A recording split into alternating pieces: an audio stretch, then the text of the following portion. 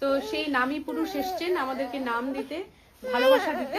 আপনিও সেই ভালোবাসার কথাই বললেন যে ঠাকুর কেমন ভালোবাসা দিয়ে গেছেন আমাদের। আমরা একটা আলোচনায় এখন রিসেন্টলি একটা আচার্যদেবের আলোচনায় একটা ছোট্ট ঘটনা আমি এখানে উল্লেখ করতে চাই। একটা ছোট বাচ্চা নাকি আচার্যদেবের কাছে গেছেন, আর খুব সামনে গিয়ে আচার্যদেবের পকেট, ওর নিজের পকেট থেকে এক মুঠো চকলেট বের করে দিলেন আচার্যদেবের কাছে। আর আচার্যদেব জিজ্ঞেস করলেন আর কি আছে, তখন নাকি ও আরেক পকেট থেকে চকলেট বের করে আচার্যদেবের কাছে দিলেন। তারপরেও আবার আচার্যদেব জিজ্ঞেস করলেন আর কি আছে, তখন ওই শেষ চকলেটটা এই বাচ্চাটার মুখের মধ্যে ছিল, সেটাও নাকি বের করে আচার্যদেবের কাছে দিতে চাইছিল। ওটা দেখে খুব আনন্দে আচার্যদেব খুশি হয়ে হাসলেন।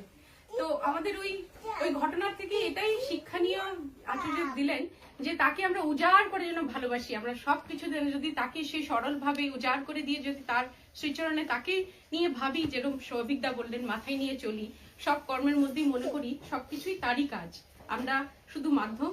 তাকে ভালোবেসে, তাকে স্মরণ করে, তাকে সারেন্ডার করে, তার নাম মনে রেখে গ্রহণ করে জীবনে যদি চলতে পারি, তাহলে আমরা আমাদের যে কর্মফল বলুন আর আমাদের জীবনে যা করণীয় বলুন, সেগুলো আমরা ঠিক মতন পালন করতে পারবো, আর রক্ষাও পেতে পারবো, আর সেই গাইডেন্সটাও পাবো।